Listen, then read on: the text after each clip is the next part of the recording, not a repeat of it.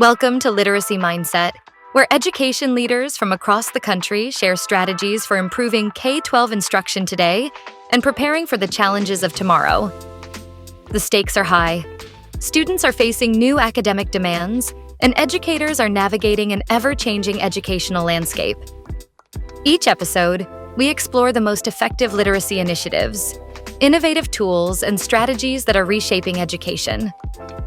Whether you're an educator looking to improve student outcomes or passionate about driving meaningful change in schools, the Literacy Mindset brings you the insights and strategies you need to stay ahead. This is where education leadership meets real-world impact. All right. Well, really excited for another episode here of Literacy Mindset. Excited to have folks from Riverside High School, Riverside Local School District in Ohio. Mr. Mike Hall and Miss Allie Vitantonio. I wanted to make sure I got that right. I think I got that right. Welcome to the show. Thanks for having us. Yep, thank you. And no, we're really excited to have you today. We like to talk about all things literacy. You guys have some unique things in your building, which you incorporate 8th grade into a high school. So it's going to be kind of fun to talk through some of those dynamics. But maybe let's just start there. Give us a little bit of context of what you're doing in your roles right now and what that looks like at Riverside. Okay, I am the principal of what's called the Riverside campus. Okay. We call it campus because we joined two buildings together with the media center years ago. So junior high and high school are now just at campus, and that has grades 8 through 12 in it. Approximately graduate anywhere between 300 to 300 kids graduating class. So we serve anywhere from 1,500 to 1,600 students. We have a pretty wide variety of kids that come to school. There's 4 villages that feed into the township. So we will have kids that come from a rural background. We have kids that come from a suburban background. We have kids that come from more of a city background. So we have a nice mix of that. And we have everything from a student who might come from a very affluent background to a student who comes from a lesser affluent background.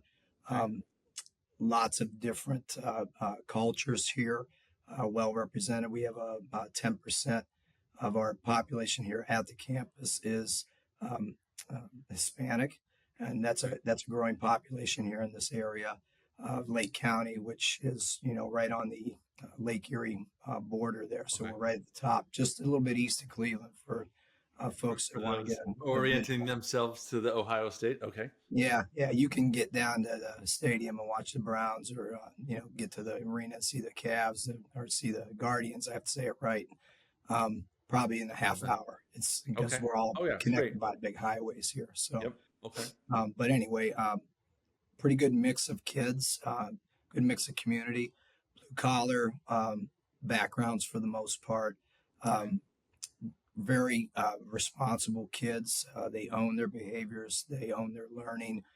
They're some of the most polite kids you'll come across in your life. Still hold doors open for folks. Still say please and thank you. Even our kids who are considered to be our rascals, they're not. They're great. They're just kids, So, Got it. and we have a great community, a lot of good families, a lot of good people, and in particular in this building. Excellent. Okay. And Allie? Well, I'm one of the intervention specialists here. I'm one of 19 in the building. And I'm also one of the department chairs. So I'm the department chair for grades 10 through 12. And my counterpart has 8 through 9. But we provide services to students who have some learning differences, and we support them through their academic journey. Excellent. Well, we're going to talk a little bit about that today. We love talking about academics. Obviously, we focus oftentimes on literacy and the reading piece of it. And clearly, reading intervention is one of the big topics that we love talking about, partly because Mindplay has a vested interest in reading intervention. That's the product we put out on the market. But just generally speaking, it seems to be a topic that resonates with so many as we try and figure out how we can collectively become an improved society through education. So maybe let's start, before we even get into the literacy initiatives that you have going in the building. Let's just start talking a little bit about reading and literacy instruction. We talked before. Sometimes it's not obvious to others, but maybe Allie, why can you chime in on why is reading so hard?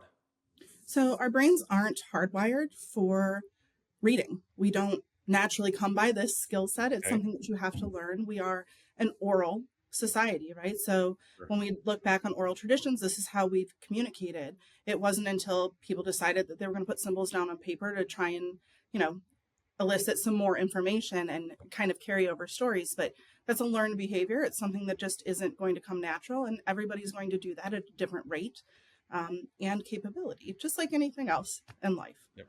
So Got it. that's why it's hard. So, no, that's good. So almost, as you think about how our brains are wired, the need for explicit, more direct instruction on this is how you do that, similar to math, similar to science topics, other things like that. And even though you might be able to speak it, which is maybe where our assumptions come from, does not mean that you can actually go through what it means to process words on a page. Right. Yep. Yeah, that's great. Okay, well, talk us through a little bit about what does literacy look like in Riverside, and think about it maybe from the district perspective, whether or not there's, core curriculum decided for all of the grades in the campus that you have, or whether or not you should make some decisions locally, and then we'll get into like where do interventions come into play. But maybe talk to us just about what the curriculum looks like. Yeah. So I don't know if you want to talk on that at all, but I know that, each grade level gets together. We do discuss the curriculum. It goes through our curriculum director if we need something approved. Okay. We want to make sure that everything is, well-rounded for the students, that it's got some diversity within it, but also really touches on some relevant topics for students. Reading information that has no relevancy to them is going to just kill any type of, attention to what we're doing. So we are, working through relevancy in literacy materials, and then every grade level has different pieces that they will focus on. So, through the standards on what they really want to hit with each piece of that. So, Yeah. When we take a look at resource adoption, for example, that's a little piece of it. Our departments are the ones who really do legwork on that.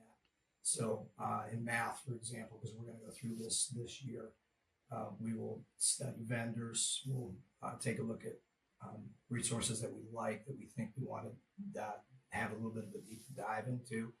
And we take a really hard, long look at how that relates to our kids, and in particular with literacy, because literacy is key to everything that we do.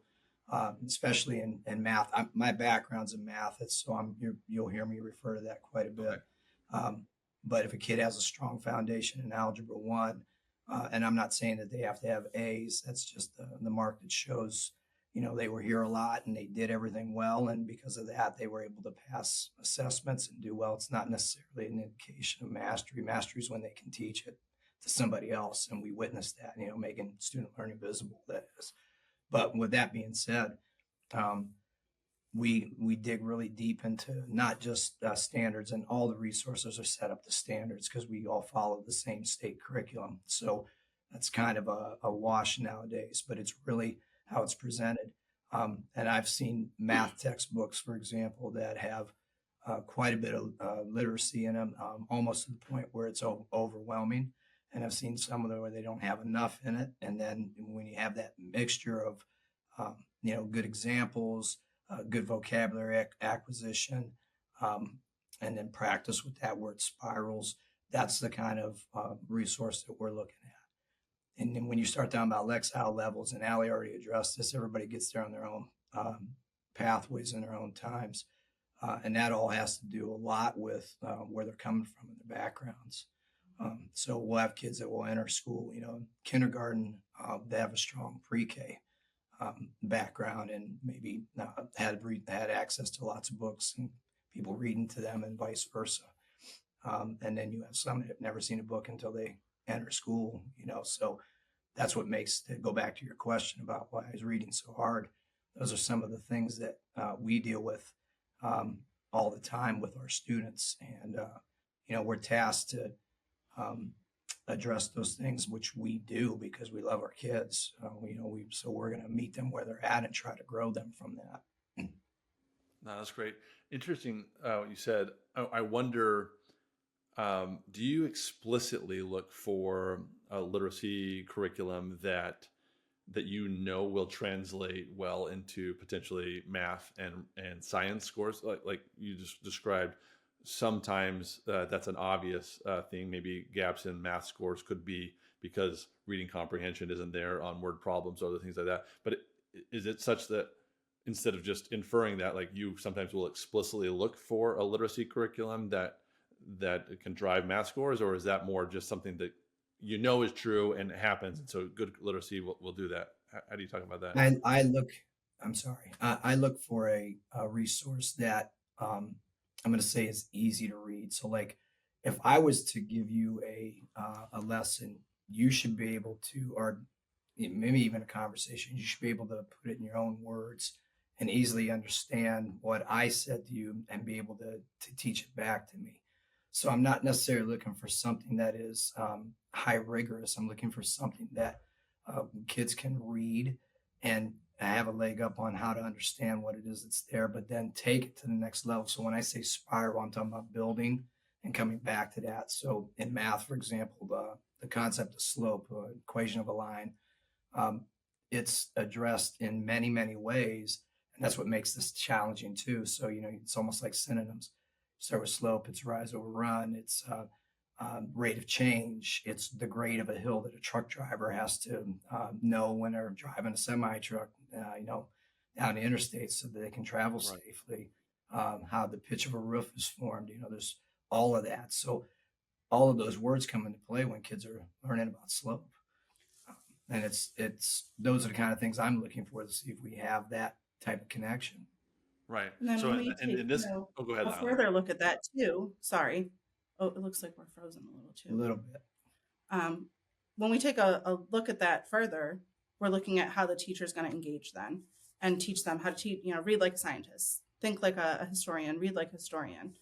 So I don't know what happened. Good. So that makes sense. So you're saying that, yeah, we are looking for a sort of literacy curriculum that might talk about slope inside of the literacy instruction, because we know there's a natural benefit that comes over once we are in math, and not just relying on the math curriculum to teach the vocabulary of the word slope. Is that a fair way of saying it?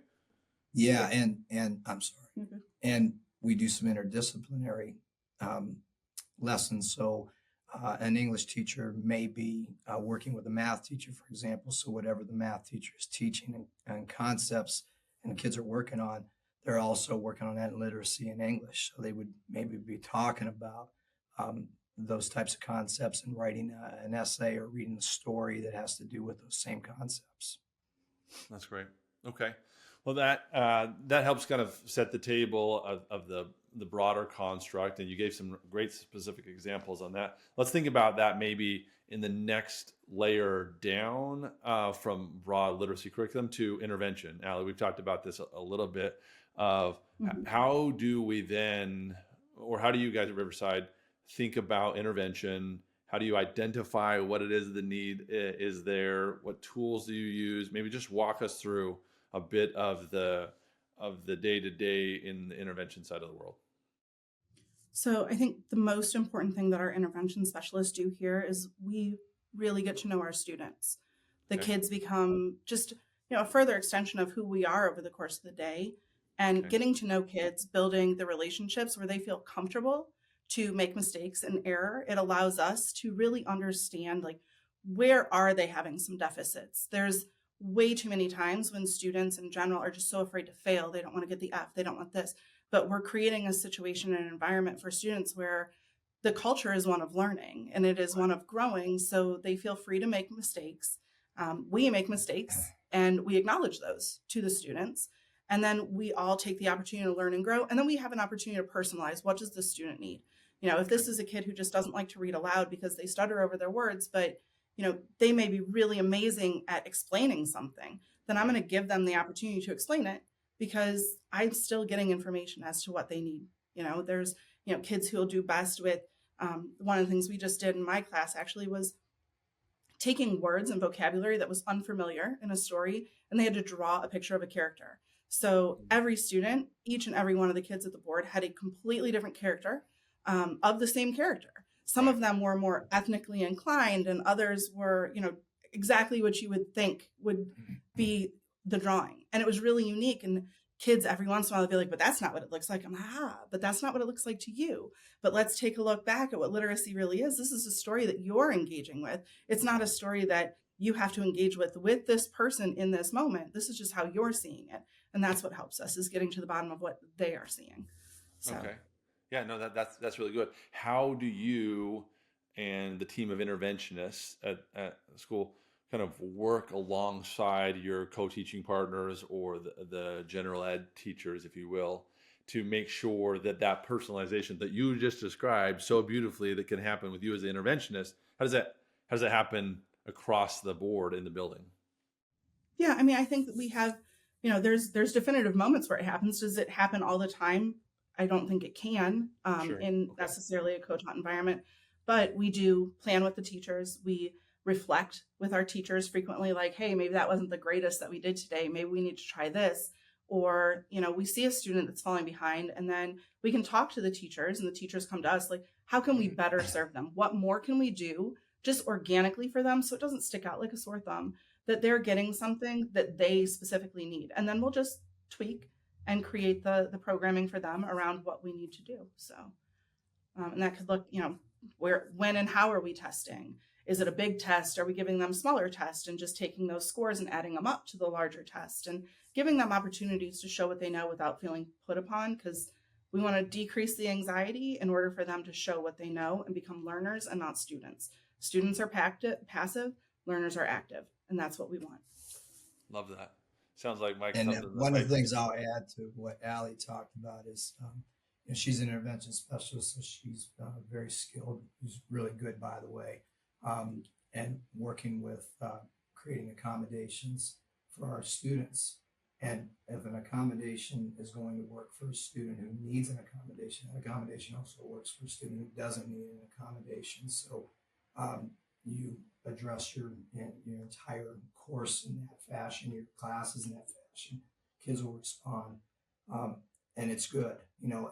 This is not a great analogy, but like if it works for young kids, it's going to work for older kids too. Mm-hmm. Sure. The things that we do in elementary school make school fun when they really enjoy it. We get back to those things, and we see that with adults. And just be honest with you, I'd mentioned talking about the Cleveland sports teams. If they're doing a free giveaway tonight of something that you really don't need, like a T-shirt or a bobblehead or something like that, I've seen grown men run over their own mother to get in there to get it, because it's a fun type of thing, and not to run over your mother, but you get what I'm saying. Heaven forbid. But with that being said, you have to make learning engaged and fun too, and our teachers do a really good job of doing that. Okay, let me just push on that for a second. Can you give some other examples other than the free T-shirt running? Like, what are some of the specific things that you do to help make sure that the learning process is fun and engaging? Well, go ahead. There's a lot of student choice. So we've really pressed a lot on personalized learning, which allows for kids to make some active choices in how they want to learn and how they want to put the output of learning out there. Okay. More kids are going to engage with creating their own output because they think it's fun than sitting down and taking a multiple choice test, because that's what I felt is going to best show what they know. Somebody else might be like, no, but if I can draw a picture of this, I'm going to be able to show you that I really understood what happened. And so we're giving kids that autonomy to come to us and say, we would really like to engage in this process, and I know I can learn it best this way. So I'm going to take a step back as a teacher. I'm going to say, I want you to show me that. And then we're going to talk about it. And how can that fit for anybody else then? So we're not just learning, students learning from me. I'm learning from them equally as far as what do they need. But then their peers are learning as well. Like, oh, I didn't know I could do that. And that seems like a really fun activity. So I'm going to try that next time. So we're broadening the scope of what they're going to learn, but also how they're going to put the learning to the test and show us what they know. We also have some flexible learning options. That's what I'll call them. So at Riverside, we have classes that we deem as hybrid classes. And a hybrid class means that kids have the freedom to choose where they want to learn at, as long as they have met certain criteria. So they're in good standing without going into too much detail. So the class may not meet regularly like it does, even though it's still available for them to come there because that might be their best environment to learn it. But many kids will go maybe to a media center, or they may not come to class that day, and that's okay because we have that built into our how we take attendance. Um, and as long as they're staying current with that work and they're able to get whatever's done, whatever's asked of them, which is usually problem-based learning, if I'm being honest, so that they have some voice in how they want to attack something and how they want to present it. It's really outstanding. So our kids get a chance to do something that they're interested in along the same lines as the curriculum. Okay. No, that's really good. I like that. It sounds like you have a real culture of getting to know students at an individual level so that you can personalize it. Sounds like that's derived a lot from observational data, like working closely with them. It takes a lot of human interaction. Are there other data points that you use as well to kind of put together this complete picture of understanding? And how would you kind of describe maybe those tools that you use to acquire data? Yeah, I mean, we have high quality student data points that each and every teacher posts down what they're going to be utilizing over the course of the year. That may be a common lit assessment that, gets to the heart of some of the standards based and how they're learning it, what level of understanding they have at that in a more traditional test. But I think sometimes when we look at those data points, you also have to remember and take those data points into context. That's that student on one particular day at one particular time of day that may or may not be the best time of day for them. And so it really isn't always a full picture of the student, but it is a helpful piece to give us a little bit One more data data point, to go right? on. But, I really do think that at the heart of education, it's people and it's people knowing people. And I'm going to get more out of watching my student learn and how they're learning than I am out of a multiple choice test. Because just like we go back to the fact that, like we're not hardwired to read, but that doesn't mean that I don't understand it, because if I can listen to it, I can still understand it and I can still give you information. And so I think that that's something that we really take a hard look at and then try and build the skills necessary to, work through some of those more normalized sections of what people expect. So. Got it. No, that's really good. Tell me a little bit about what does technology look like as it relates to literacy in the building? How do you think about it? Is it sort of an adjacent piece that can come into play? Is it integrated as part of everyday instruction? Just walk us through what does technology look like with literacy? So we've got, we have a one-to-one program here. So every student has their Chromebook. There's a lot of instruction that gets delivered through the Chromebook on, a Google Classroom platform or peer assessment. There's various different aspects.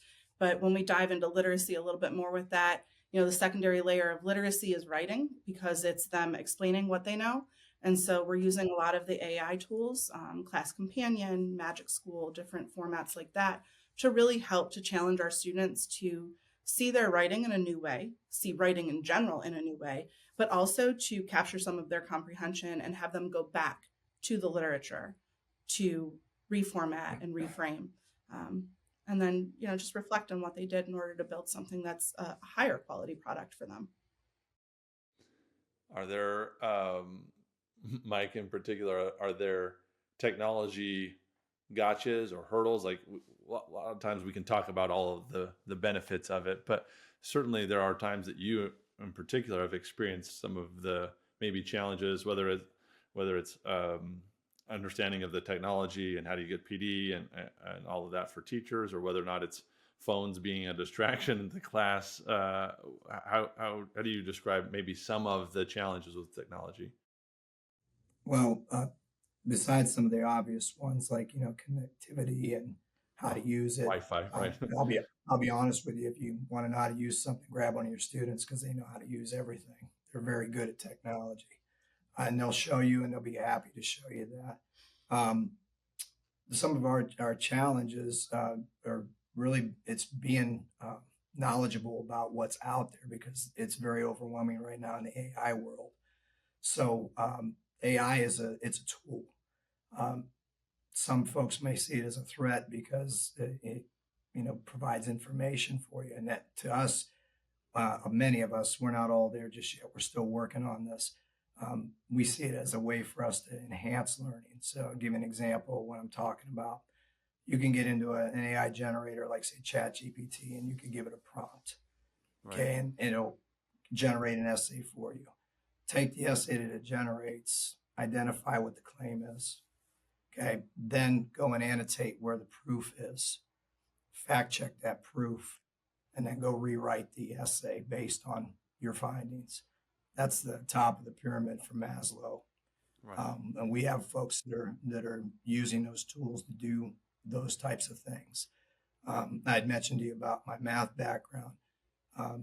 There's technology, and it doesn't even necessarily need to be a Chromebook. It could just be a standard old graphing calculator. Yep. And show a kid how domain and range makes sense just by generating a graph and reflecting it and rotating it. So those are really good things.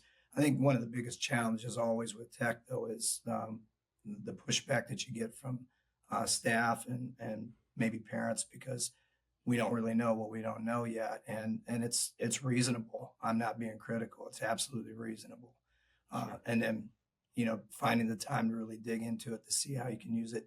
And what it does is it has the power to transform how you teach. So, where we used to be in rows and columns, if you will, and the teacher was the only source of information, that's no longer true. Our kids have access to all kinds of platforms to get that information. They don't necessarily know what to do with it, but they know it. So we have to fill in those gaps. And that's all the relationship pieces that Allie was talking about earlier, because our business is still relationship based. Everything is. No, that's excellent. Gee whiz, thanks for sharing all of that with us. It seems like there's some really excellent things going on at Riverside. We probably could spend a lot longer talking about all of this, but maybe let's wrap up with this as a final question. You kind of talked about AI, maybe is what you're doing with it. Give us a little bit of the Allie or Mike, or Allie and Mike, crystal ball of what does this look like 5 years from now? Are there trends that we should watch out for to be keeping an eye out because they're going to grow, or are there things that maybe we're going to shift dramatically? Just give me a little sense of that as we wrap up. So I think, if we look down the road 5 years, if we do what I want to see, at least it's going to be a lot more personalized learning. I think we're going to engage in a process of failing forward, where students and teachers are willing to make mistakes and learn from the mistakes, whether it be with AI or reading in general. But we're going to learn how to grow as a community together, and then push our information just to the limits, and then try and take it one step further just to see what else is out there for us as far as educators and learners. So that's what I'd like to see, at least. Excellent. We're already in the tea leaves, so to speak, as one of the flexible learning options that we have is for our students to go to a vocational school. We have to split time. They do their core work here, and they go get the training at the vocational school. It's how it works in our area. That's not how it works in Ohio everywhere, but in our area, it's how it works. We've started a flexible learning option with a group of teachers. They're like a team of teachers, almost like a family. There's 6 of them total that have taken these kids, and they've offered, they've been able to open up their course offerings to have at least 4, where in the past they could only have 3. And now they're able to flex out and take AP classes, take honors classes, be involved in chemistry, band. I'm telling you all this stuff because the traditional modes are breaking down. So we're starting to get families at schools. So as big as this place is, you're going to see more small schools within schools. And the small school feel is that it's very genuine and it's very intimate. And I think you're going to see more of that. Traditionally, what we've done, we have to figure out what we're willing to let go of to move forward, because we're holding on to some stuff that may be holding us back. And I'm not talking about just Riverside in particular, just in education in particular. Our kids are incredibly smart, and they just need permission, as Allie said, to explore and fail. And we've got to understand that learning how to fail is really how you grow, get out of your comfort zone. And I think you may see changes, and this won't happen in 5 years. you may see changes in how we actually assess learning. Where when we're talking about mastery and standards-based grading rather than A, B, C, D, and Fs, much like how an athlete would develop over a course of time, I would say, and you're measuring their improvement and measuring their growth, not necessarily what they've done, but how they've gotten there. So it's that journey piece, and you're seeing more of that. And I think testing's already gone by the wayside. COVID kind of made that happen, facilitated that. So I know in Ohio, there's only 2 colleges that require an ACT or an SAT. The rest are optional. Talking about post-secondary. So we could see the end or at least a lessening of an emphasis on standardized testing, which I think is really good as well. So. All right. Well, that's good. I like that crystal ball. A little bit more personal, maybe a little bit less testing, a little bit more focused on career paths or vocations or what can be happening, and even kind of an emergence of schools within schools. So that's great stuff. I really appreciated our time today, Mike and Allie. Thank you for taking time out of your day, spending it with us here on the Literacy Mindset. Thank you. Thank you for having us. Thanks for tuning in. If you found today's conversation insightful, be sure to subscribe to Literacy Mindset. You can also follow us on LinkedIn and YouTube for updates, resources, and to join the conversation. Have a topic you'd like us to explore? Let us know. We'd love to hear from you. Until next time.